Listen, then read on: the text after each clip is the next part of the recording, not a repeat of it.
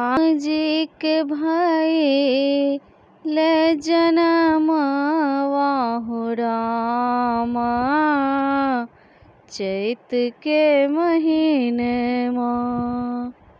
राम जी के भइल जनमवा हो रामा, चैत के महीनमा। चैत के महीनमा रामा, चैत के महीनमा। चैत के महीनमा रामा, चैत के महीनमा। राम जी के भइल जनमवा हो रामा, चैत के महीनमा। किनका के रामचंद्र, किनका के लक्ष्मण। किनका के रामचंद्र, किनका के लक्ष्मण। किनका के भरत शत्रुघ्न हो रामा। किनका के भरत शत्रुघ्न हो रामा, चैत के महीनमा।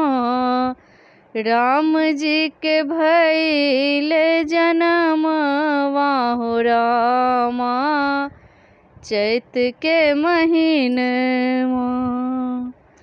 कौशल्या के रामचंद्र, सुमित्रा के लक्ष्मण। कौशल्या के रामचंद्र, सुमित्रा के लक्ष्मण। के कई के भरत शत्रुघ्न हो रामा। के कई के भरत शत्रुघ्न हो रामा, चैत के महीनमा।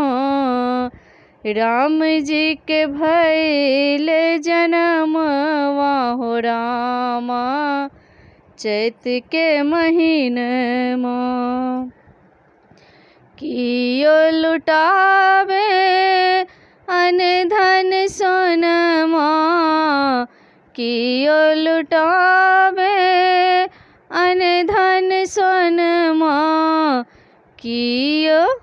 कियो लुटावे हाथ कंगना हो रामा, चैत के महीनमा।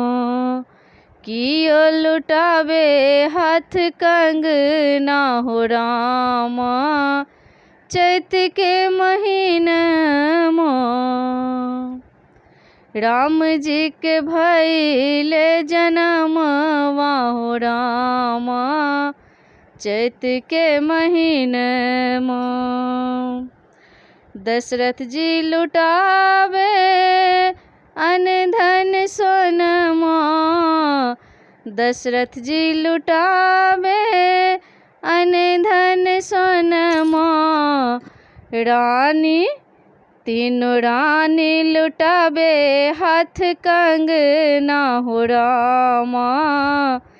तीनों रानी लुटावे हाथ कंगना हो रामा, चैत के महीनमा।